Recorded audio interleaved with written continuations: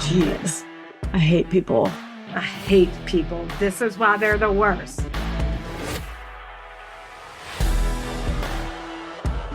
Are you ready for it?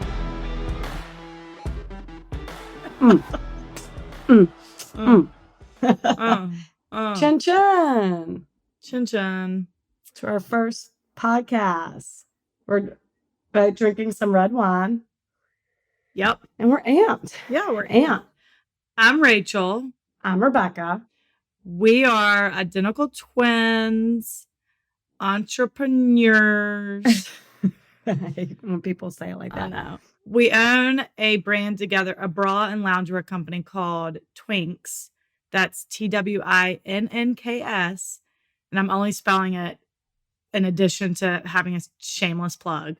But I'm spelling it because you need to do 2 N's. Otherwise, you'll get a whole bunch of porn. Yeah. Which is fine. But then after you peruse that a little bit, then come to our website. After you get your jollies. Yeah. Come to our website. Then shop some bra and loungewear. Mm-hmm. I apologize if you can hear my husband playing Call of Duty. I can hear him. I've stuffed some pillows next to the door, so hopefully it sounds proven. Oh, I didn't hear it. That's really funny. He has the kind where he talks to people. I don't know if that's what. Does he talk shit? Yeah, I do. And when I get in, I say the Leroy Jenkins. That's what I was thinking. Yeah, if anyone remembers that viral, well, I guess it was a YouTube at that point. It's years ago. Hilarious. Oh my God! If you don't remember it, Google it right now. It's hilarious. Yeah, it's funny. Okay, so we start a podcast in addition to our company. Seems random, but it's just a good outlet. It relaxes us. And we've always been it makes so much sense. We've always been in true crime. That's true. We've always been into true crime, since day one. I actually remember JonBenet Ramsey being murdered and we were 8. Wait, yeah. 9. And being fascinated by it and always asking mom about it. And she was like, all right, chill. I vividly remember the conversation. It was just interesting to me. Oh yeah. Because we never heard of anything like that. And yeah, so we've been into it forever, and it just makes sense. We talk 25 times a day, mostly about what Dateline we watch, etc. Mm-hmm. And then in 2005, we got more into it because sadly, a girl we went to high school with went missing in Aruba, which if you're also into it, which I'm sure you are because you're listening to a true crime podcast, Natalie Holloway went to our high school and she went missing on her senior trip. We were in the grade below her, so we weren't obviously on that trip. But I very much remember our friends coming over to our house. We were pre-gaming before going to our other friend's house whose parents were out of town. This is high school. And they said, Natalie missed her flight. And we're like, oh, that sucks. And our mom was like, no, something's not right. That doesn't happen. Yeah, you don't miss a flight on an island with 133 of your friends. What do you mean she missed her flight? And then immediately she got on the phone. Next thing we knew, she's on the phone with other moms. And we're like, oh my God, you're so dramatic. And I actually remember going to that friend's house for that party with his parents out of town. And other people were like, are y'all's moms freaking out that Natalie missed her flight? So it was everyone in Mountain Brook had mother's intuition. Oh my God. Yeah, I remember. I don't remember that. Whose house was it? Aaron's. Oh my God, really? Yep. Whoa. No, I don't remember that. I remember hearing it and being at our house and being like, did y'all hear that Natalie missed her flight? And being like, yeah, that sucks. We were just naive, I guess, at that point because we were 17 years old. But yeah, now that happened, I would be, from the jump freaking out. So crazy. But we lived in a little bubble, but that bubble bursted in 2005. Yeah. Mainly because that piece of shit, Joran van der Sloot, and his father, Paulus van der Sloot. Right. The Joran's in prison. Paulus is dead. Everything's right with the world. Everywhere. Everyone's where they should be.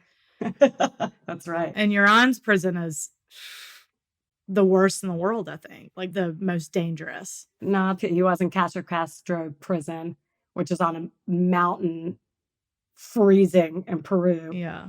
And he kept getting stabbed Poor inmates. baby. Oh, piece of shit. But I think he's transferred now. Whatever. Oh, well, he'll serve that time and then off to the U.S. for charges here. So it'll be good. Welcome to Birmingham. Yeah. The warmest of welcomes. Yeah. So that really solidified it for real. But with that, so during the Natalee Holloway investigation, one of the first search and rescue groups was Texas EquiSearch. They're based off Texas, obviously.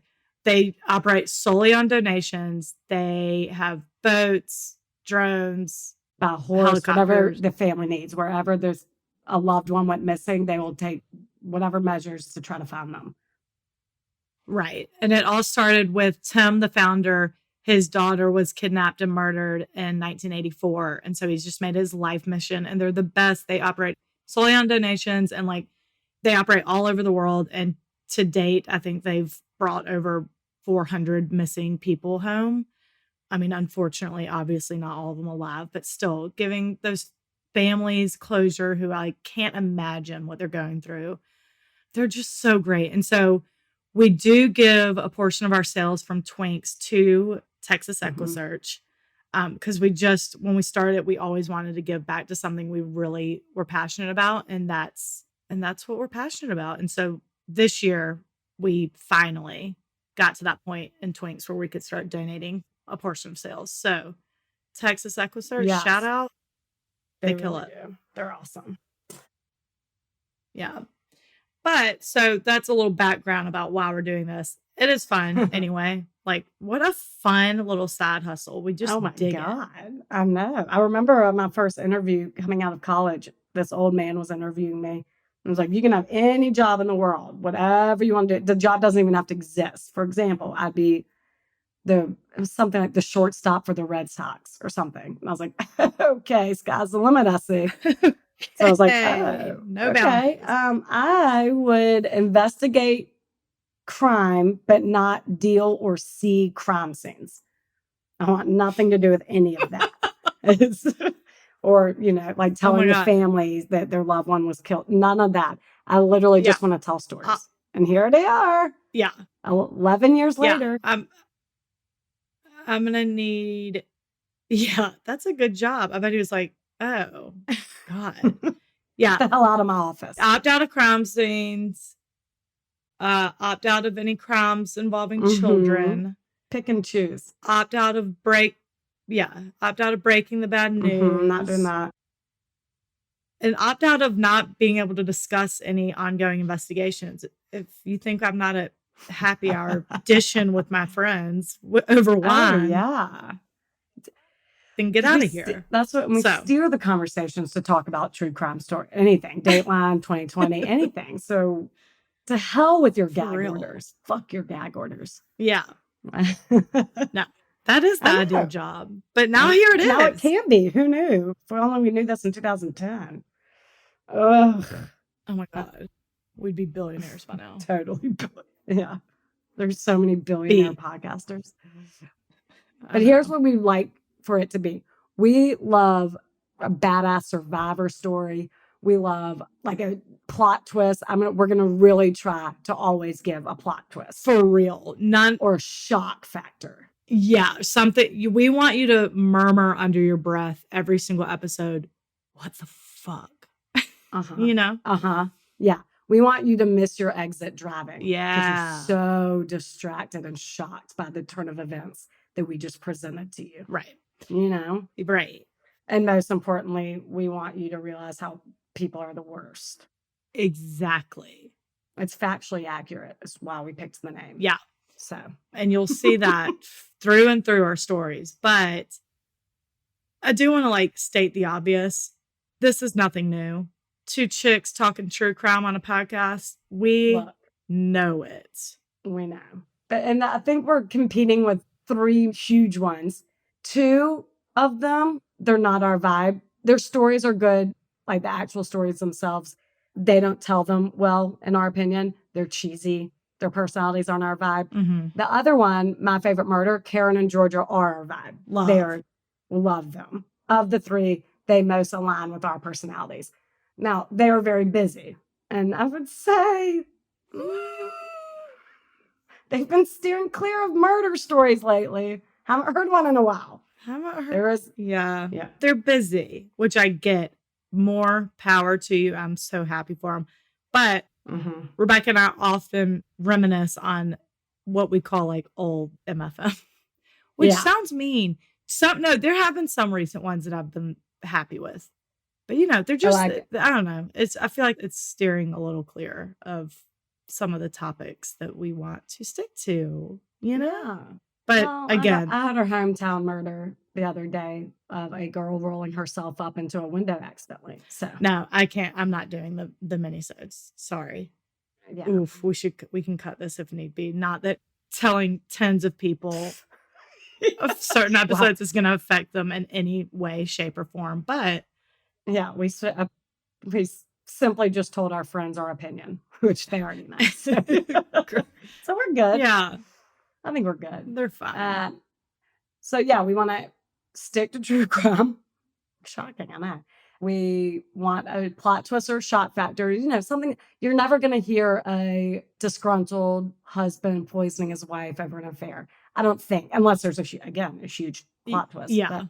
It's going to be very rare. And here's what it won't be. It won't be. We won't talk for an hour and a half before. That's for sure. No, we're just introducing ourselves mainly. It'll probably be no more than 10 minutes. We do sometimes get off topic and we chat on the phone 25 times a day. Right. So it might get a little into that, but we'll probably get it all out before the podcast and we can just stick to the important stuff and within 10 to 15 minutes tops, we will be in our story. For sure. This might exceed that because we're intro, but it won't be that. It won't be, guess what I'm going to say? Mafia. No. Organized crime. No. I mean, it won't be, but you're less into that than I am. I could find some interesting. It's organized crime. It's just not, it's their job. They got to stick up for the family. Let me tell you something about my family. We're thick as thieves. God, I love Carolynne Mans.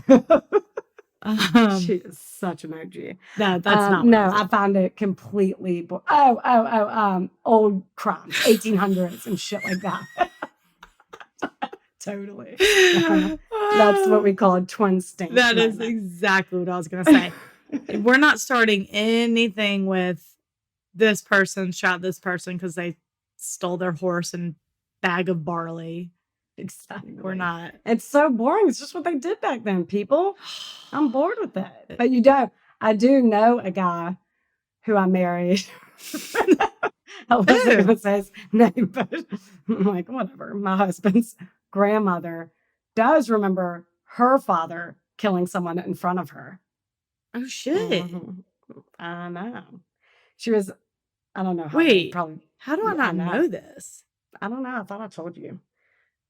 Probably because it's not that interesting because that's what they did back then. Yeah, that's true. So. I'm just kidding. But no, that is shocking to hear firsthand. She was on her dad's feet, 4-year-olds crawl on your dad's legs and they start walking and they're having fun. Yeah. They wrap themselves around the legs. Yeah, it's a blast.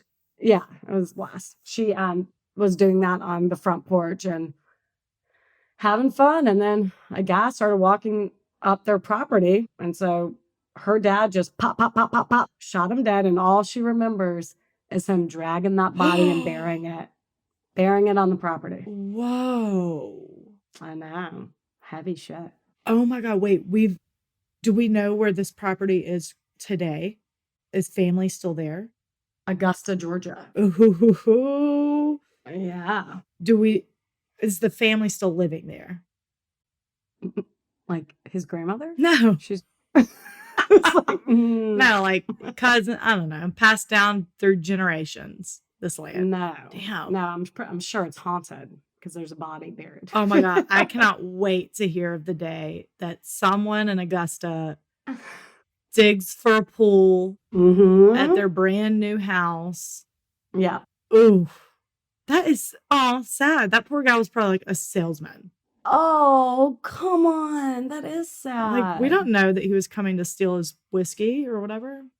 Well, that's what the other side of it is, that his family, the victim's family, is telling a whole separate story. They're telling the story of my grandmother's dad went out to work one day and never came home. Yeah. Weird. Oh my It's God, just that is unsolved. so sad. I need an exact year and exact coordinates. And I'm going to find that family who's missing their loved one, and I'm just going to let them know.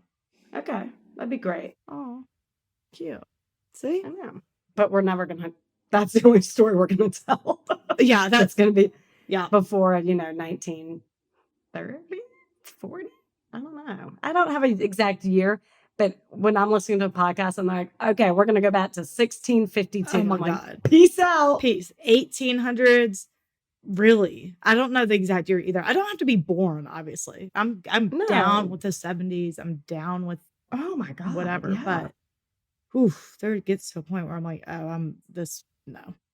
No, yeah, totally. It's just what they did back then. There wasn't 911 people. So you just got took care of business. Yeah.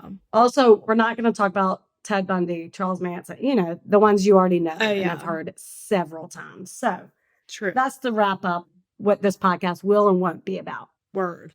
Mm-hmm. And then we're each going to go one story a week at a time. Yeah. I'm going first. That's Rebecca. And it's a doozy. Oh my God. I'm so excited. Are you ready for it? Yeah, you've been talking it up. So I know. Well, I hope it lives up to the hype. It will. for real. All right, let's do this. I got my sources from, who brought it to my attention was ranker.com. And I got Case File, did an episode on it, Daily Record, The Age, and obviously Wikipedia. All right. So 17-year-old Carolynne Watson and 22-year-old Julian Buchwald have been dating for like 2 years and were avid churchgoers. They're from Melbourne, Australia. And then March 2008, Julian set up a romantic picnic for them in Australian countryside where his parents own this huge piece of land. Cute. I know. Young love. Just for no reason. Yeah, they're cute. God. I know. All right. Can you imagine? No. As they were driving, Julian saw a dead animal on the side of the road and stopped to investigate it, which, take a minute. I know it's weird, but apparently this wasn't weird for him. He would see things on the side of the road and want to go investigate them. I don't know. Boys are gross. It would literally have to be a dead woolly mammoth for me to go look at it. I don't know Like, what it was. what? He's sick. I know. It seems weird, but that was something that he did. Boys are stupid. So as he was out of the car, he heard someone come up behind him and all of a sudden felt a blunt object hit him in the back of the head. Sad. Now I feel bad. I know. All right. I know. It's sad. But so Carolynne, who is out of sight at this point, he parked too far away and he was behind a bush when he went to go see the animal. So she's just sitting in the car wondering where he is. And after about 5 minutes, she's about to get out to see what the hell is taking him so long. And she sees a guy in a mask running towards the car. He pulls open the door, grabs her, gags her, hog ties her, and throws her in the trunk. Jesus. I know. It's very scary. Julian's parents were expecting them home around 3 and obviously is well past then. So they're getting worried. They're sitting on the porch and they notice a note in the chain link fence. So they go over to it and it says something about how like the kidnapping was a revenge against the Buchwalds. And it specifically said, don't call the cops or you'll never see them again. We'll fuck the girl to death and burn her alive and torture the bloody boy. Oh my God. I don't know. Could you imagine? They were just so worried about their little son and they got that fucking terrifying note. But they had no idea who it was because they didn't have beef with anyone. So instead, they were like, nah, this is not how this is going to work. And they called the cops immediately. This led to a huge surge and complete terror in the community. During all of this, they learned that Carolynne's parents actually also received a note, which said something to the effect of mind your business and stay away. And Carolynne's parents' note ended with Christians are the enemy. And both of the letters, right? Everyone calm down. And both of the letters ended in a satanic symbol, which belonged to the group Order of Nine Angles, or ONA, which is a neo-Nazi satanic group based out of the UK but they have chapters in various countries. And actually, Wikipedia said that there's a headquarters in South Carolina, which I'm like, where? Oh, it didn't say where? No. That was my first question. I know. I'm like, where the fuck are y'all? Listeners, I live in Atlanta and she lives in Asheville, North Carolina. So South Carolina's, Like, right there. not far. Yeah. If you know anything about geography, it's nearby. So I've researched them. They're fucking lunatics. They believe in racial inequality and advocate a spiritual path in which practitioners are required to isolate themselves from society, commit crimes, embrace political extremism and violence, and carry out acts of human sacrifice. Assholes. Mind blowing. And as a side note, they don't believe that the Holocaust happened, which always fascinates me with these lunatics. Ugh. The Holocaust did not happen. Yeah, what do y'all think happened? That actually is fascinating. Yeah. But anyway, the cops couldn't find any evidence of members of ONA existing in Australia. So they thought it was a brand new chapter and they were going to sacrifice 2 very devout Christians as sort of a grand opening act. And they warned their parents that the odds of finding them alive is not looking good. Oh, I can imagine that news, man. it's not fair. I know. Back to the kidnapping. After 6 hours of driving, the attacker throws Carolyn 6 hours of driving. First of all, in a trunk, I would... Holy shit. How is that not it? Like, that would be it for me. Oh my I God. know. But after 6 hours of driving, the attacker throws Carolyn out of the car, takes his knife, and rips off her clothes. She then starts hearing him dig a hole, which that alone, could you imagine? You're kidnapped. You don't know where you are. You don't know who you're with. And you start hearing digging would just terrify me. In that situation, I would hope it's like fight, flight, or freeze, I think it is. Mm-hmm.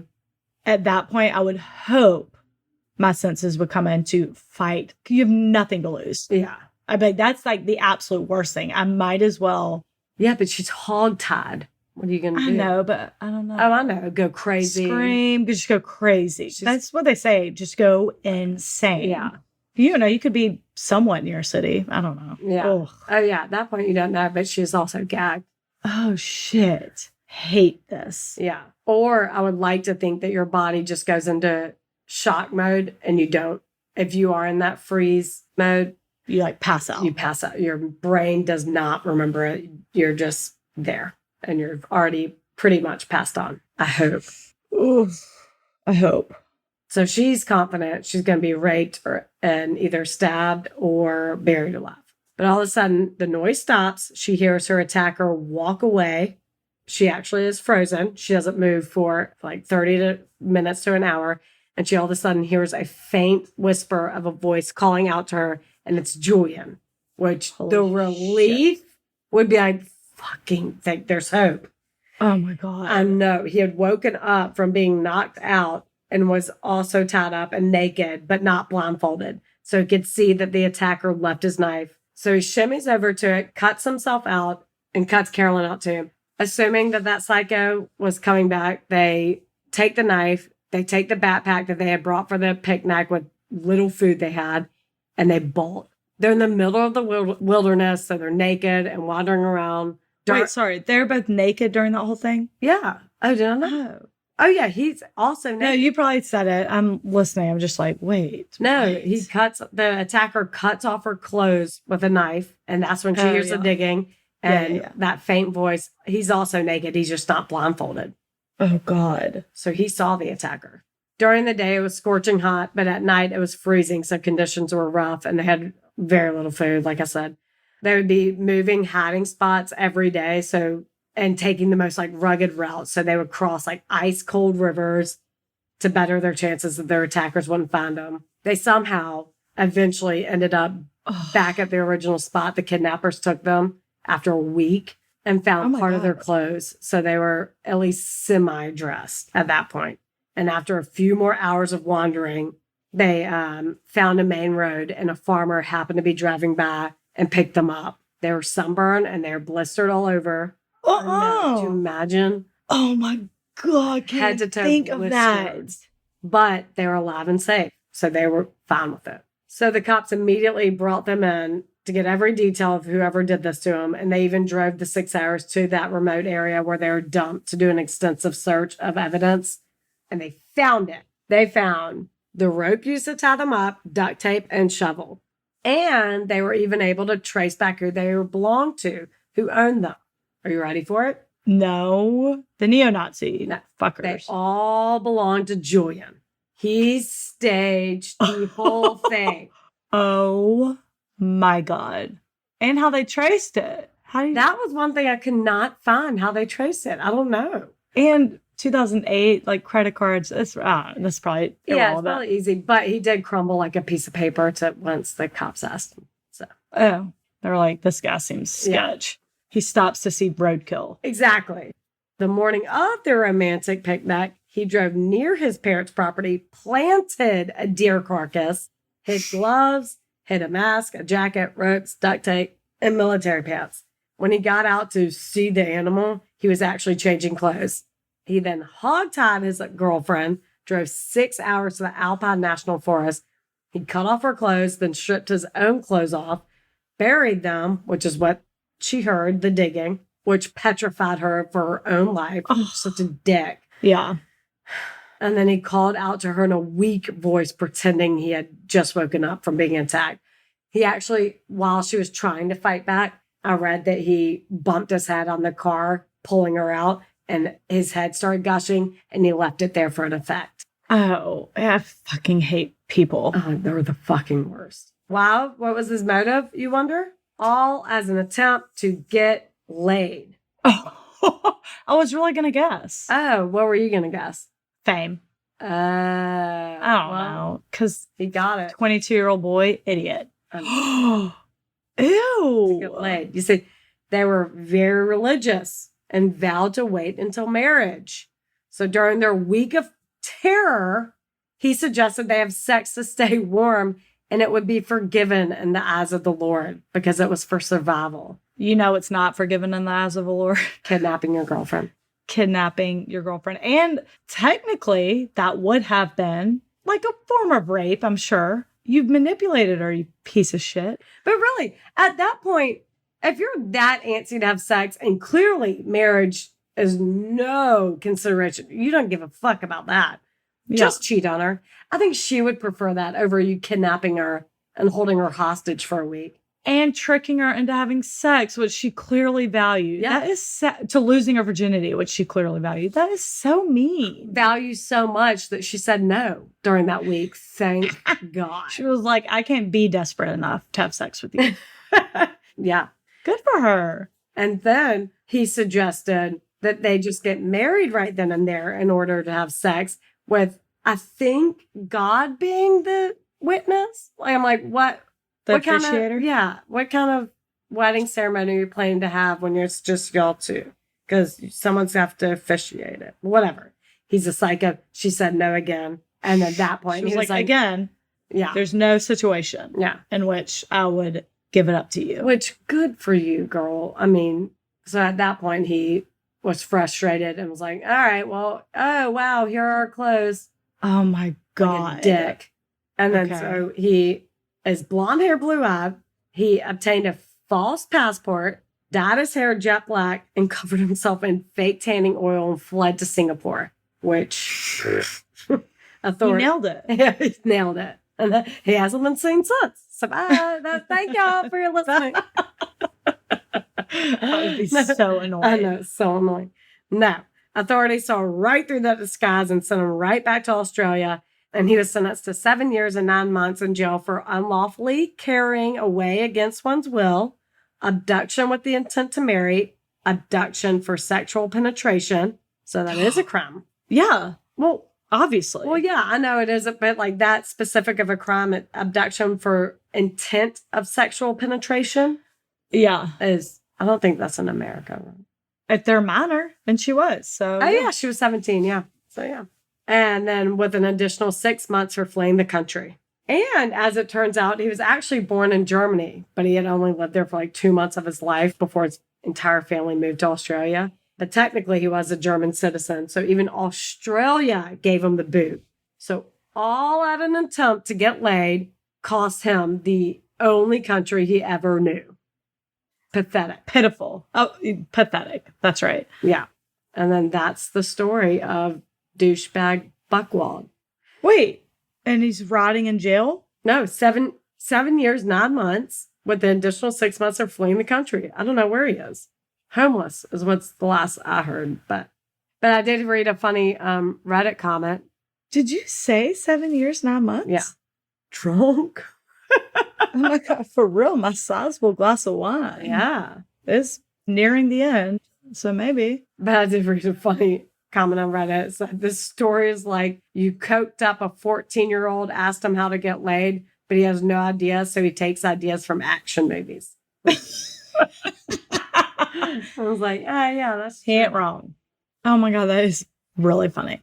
Was it first podcast worthy? Because now I'm reading more and more, and I'm like, fuck, I want to do this one. Wait, I want to do this one. But eventually, we just have to do one. We have to Oh, I know. get it. Go. Mine's really good. So, no, that was really good. I did not see Julian. I didn't see that in Julian, but turns out you can't trust anyone. No, you I'm can't ever so trust. proud. What was her name? I'm sorry. I feel bad. Carolynne. Oh, Carolynne. Your daughter's name?